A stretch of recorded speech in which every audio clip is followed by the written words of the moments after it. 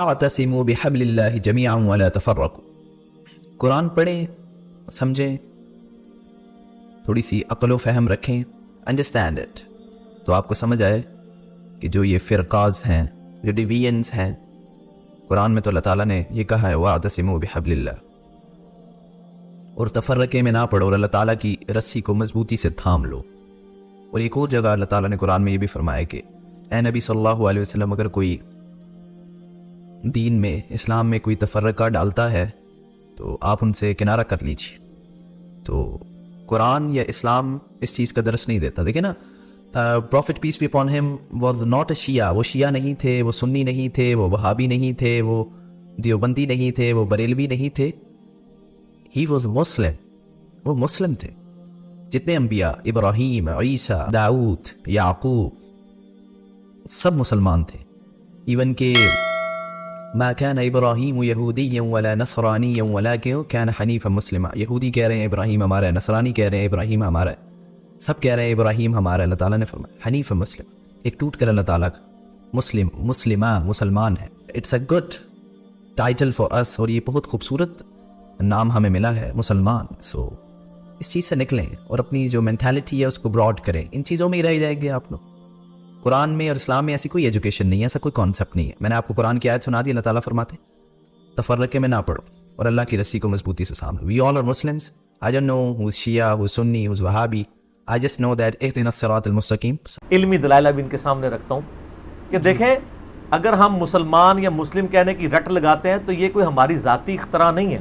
بے شک قرآن حکیم نے اس کا ہمیں حکم دیا ہے. ملت ابیکم ابراہیم، سورہ الحج آیت نمبر 78، پیروی کرو اپنے باپ ابراہیم کی ملت کی. ہوا سماکم المسلمین، جس نے تمہارا نام مسلم رکھا تھا. یہاں پہ مسلم ایز اے صفت نہیں آیا.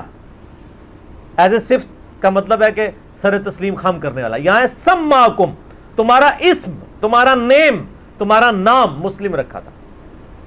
من قبل وفی ھذا، اس قرآن کے نزول سے پہلے ابراہیم نے رکھا تھا اور اس کتاب میں ہم رکھ رہے ہیں. تو یہ تمہیں اللہ نے حکم دیا کہ اپنے آپ کو مسلم کہنا ہے.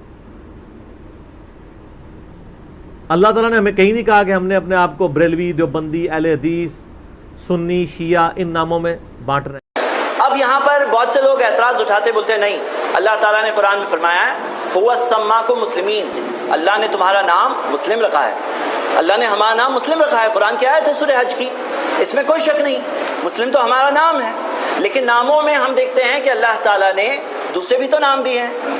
مثال کے طور پر مسند احمد میں صحیح سند سے حدیث ہے، پیارے نبی محمد صلی اللہ علیہ وسلم نے فرمایا کہ اللہ تعالیٰ نے جن ناموں کو دیا ہے، سماکم، یہاں پر بھی سماکم ہے، المومنین والمسلمین، المسلمین والمومنین عباد اللہ. اللہ تعالیٰ نے جو تمہیں نام دیا ہے، مسلم نام دیا ہے، مومن نام دیا ہے، عباد اللہ نام دیا ہے، حدیث مسند احمد میں صحیح سند سے ہے، تو وہ بھی تو ہمارے نام ہیں. اور ناموں میں ہم یہ دیکھتے ہیں کہ مہاجر اور انصار بھی تو نام ہے. قرآن کی سورہ توبہ سورہ 9 آیت نمبر 100 میں ہے کہ والمہاجرین والانصار. اس آیت کے اندر آگے آتا ہے، جو آگے میں مختصر کر رہا ہوں، اس آیت کے متعلق ہمیں تفسیر میں ملتا ہے، امام بخاری نے اس حدیث کو جمع کیا ہے کہ انس رضی اللہ عنہ سے کسی نے پوچھا کہ یہ جو نام انصار ہے یہ کیا آپ لوگوں نے خود اپنے آپ کو دیا یا اللہ نے آپ کو دیا؟ تو انہوں نے کہا سمان اللہ، اللہ تعالیٰ نے ہمیں نام دیا. تو نام میں اللہ تعالیٰ نے مہاجر انصار یہ بھی تو نام دیا ہے. یہ بات کہاں ہے کہ صرف ایک ہی نام ہے؟ یہ بات کہاں ہے؟ نبی صلی اللہ علیہ وسلم کے الگ الگ نام ہیں، ہم اللہ تعالیٰ کو الگ الگ ناموں سے پکارتے ہیں، لیکن ہے تو اللہ تعالیٰ. تو ہم یہ دیکھ رہے ہیں میرے بھائیوں، یہ جو صحیح گروہ ہے اس کے الگ الگ نام ہیں. اب جب صحابہ نے، بعد والے جو صحابہ جنہوں نے دیکھا کہ اختلافات آنا شروع ہو گئے، جو شروع کے فرقے آنا شروع ہو گئے، تو انہوں نے اپنے اوپر ایک نام لگایا، ایک لیبل لگایا جس کا نام ہے اہل السنہ. انہوں نے اپنے اوپر ایک نام لگایا اہل السنہ. کیوں لگایا؟ تاکہ عام آدمی کو پتا چلے کہ یہ دیکھو یہ صحیح اسپتال ہے، مطلب مثال کے طور پر یہ صحیح چیز ہے. اب دیکھیں، اگر بہت سے لوگ بولتے ہیں کہ دیکھو یہ نام کیا اللہ کے رسول صلی اللہ علیہ وسلم نے لگایا، اہل الحدیث یا جو بھی نام سلفی جو نام ہے، یہ کیا اللہ کے رسول محمد صلی اللہ علیہ وسلم نے لگایا؟ یہ ایک سوال ہے، لوگ یہ سوال پوچھتے ہیں. تو ہم دیکھتے ہیں میرے بھائیوں، اللہ کے رسول محمد صلی اللہ علیہ وسلم کے زمانے میں حدیث کو کئی حدیثوں میں لفظ حدیث آیا ہے، لیکن ہم آج دیکھتے ہیں کہ صحیح حدیث، ضعیف حدیث، موضوع حدیث ہم فرق کرتے ہیں. کیوں؟ کیونکہ ضعیف و موضوع حدیث آئی تو صحیح اور ضعیف الگ کرنا پڑا. ایک زمانہ تھا صرف صحیح تھا، غلط تھا ہی نہیں، تو ضعیف حدیث کا لفظ بھی نہیں تھا. لیکن جب ضعیف آیا تو صحیح حدیث کر کے واضح کرنا پڑا. تو میرے بھائیوں، ایک ہوتا ہے ضرورت. اب ضرورت کے تحت صحابہ اکرام نے بعد کے دور میں جو صحابہ زندہ تھے، تابعین نے، تبع تابعین نے، سلف الصالحین نے، اس امت نے 1400 سال تک جس چیز کو غلط نہیں سمجھا، عیب نہیں سمجھا.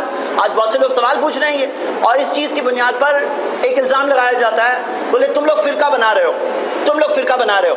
میرے بھائیوں ذرا غور کرو، قرآن کی آیت ہے سورہ انعام کی، سورہ 6 آیت نمبر 159. اللہ تعالیٰ نے فرمایا ان الذین فرقوا دینہم وکانوا شیعاً، وہ لوگ جو دین کو بانٹ دیتے ہیں اور بن جاتے ہیں گروہ گروہ. دین کو بانٹ دیتے ہیں. جیسے مثال کے طور پر کسی نے لفظ وسیلہ لے لیا، معنی نہیں لی، کسی نے کوئی لفظ لے لیا، کوئی بات لے لی، پورا نہیں لیا، تو فرقوا دینہم، دین کو بانٹتے ہیں، ایک حصہ لیتے ہیں دوسرے حصے کو چھوڑ دیتے ہیں. اللہ تعالیٰ نے کیا کہا؟ جو لوگ بانٹ دیتے ہیں دین کو اور بن جاتے ہیں گروہ گروہ، آپ کا ان سے کوئی لینا دینا نہیں. لیکن ہم دیکھتے ہیں جو لوگ مکمل لیتے ہیں، کمپلیٹ لیتے ہیں، انہیں تھوڑی غلط کہا گیا. جو مکمل لیتے ہیں انہیں تھوڑی غلط کہا گیا ہے. اب 73 میں سے ایک تو بننا پڑے گا، 73 میں سے ایک تو بننا پڑے گا نا. ایک صحیح ہے، ایک تو بننا پڑے گا. کوئی کہے کہ میں ہوں ہی نہیں، میں فرقہ نہیں ہوں، تو 73 فرقوں میں سے ایک تو بننا پڑے گا. تو صحیح بات اس بارے میں یہ ہے کہ یہ ایک ضرورت ہے. دیکھیے لیبل لگا کر کوئی ایسا نہیں کہہ رہا ہے کہ پورے پیشانی پہ لگا دو، مرتے ہوئے لگا دو اور پورا بینر لے کے گھومو. یہاں بات یہ ہے کہ ایک ضرورت ہے اور جو عام آدمی کو بتانے کی ضرورت ہے. بہت سے لوگ سمجھتے ہیں اس سے دعوت کو نقصان پہنچتا ہے. کوئی نقصان نہیں پہنچتا، کوئی نقصان نہیں پہنچتا. کیونکہ کہاوت کیا ہے؟ لو us اور hate us but don't ignore us. ہم سے محبت کرو یا نفرت کرو لیکن ہمیں نظر انداز مت کر دو. کوئی نفرت بھی کرتا ہے تو نفرت کرنے کے لیے یہ تو معلوم ہونا چاہیے ہم ہے کون. بھئی ہم کوئی کہے کہ میں آپ لوگوں سے نفرت کرتا ہوں تو اس تو میں پتہ تو ہونا چاہیے ہم کون ہیں. کہتے ہیں کہ اہل الحدیث سے مراد محدثین ہیں. آج کے اہل حدیث تھوڑی ہیں. ایک اعتراض تو یہ ہے. دوسرا اعتراض یہ ہے کہ انہوں نے اہل الحدیث نام کیوں رکھا؟ تو اہل الحدیث نام کیوں رکھا اس کا جواب دے رہا ہوں.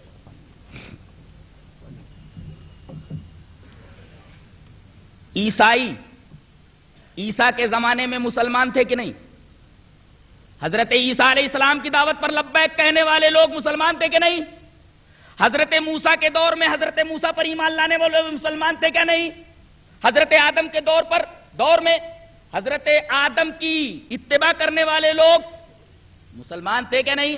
ہر دور میں اپنے نبیوں کی اتباع کرنے والے مسلمان تھے یا نہیں تھے؟ اس لیے کہ اسلام تو حضرت آدم سے ہے. اب ہمارا امتیاز کیسے ہو؟ عیسائی اپنے آپ کو مسلمان کہتے ہیں، یہودی اپنے آپ کو مسلمان کہتے ہیں، مسلم کہتے ہیں. اس لیے کہ اسلام تو حضرت آدم کے دور سے ہی ہے. غور کیجئے، تمام مذاہب کے مسلمانوں سے امتیاز کے لیے ذات محمد معیار ہے. جیسے کہہ دیا محمدی تو اس کا مطلب یہ ہوا کہ اب وہ عیسائی نہیں ہے، اب وہ یہودی نہیں ہے، وہ اور کسی مذہب کا ماننے والا نہیں ہے.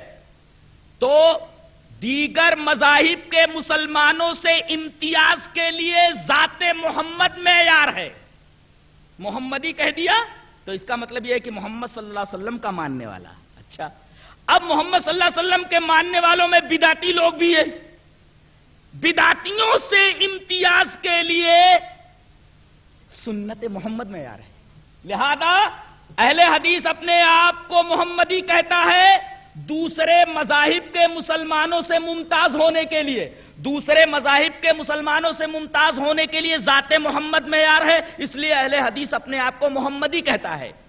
اور محمد صلی اللہ علیہ وسلم کے ماننے والوں میں بدعتی بھی ہیں، لہذا بدعتیوں سے امتیاز کے لیے سنت محمد معیار ہے. لہذا اہل حدیث اپنے آپ کو اہل سنت کہتا ہے اور سنت رسول کا پتہ احادیث محمد سے چلتا ہے. لہذا احادیث محمد یہ معیار ہے سنت کو جاننے کی، لہذا اہل حدیث اپنے آپ کو اہل الحدیث کہتے ہیں۔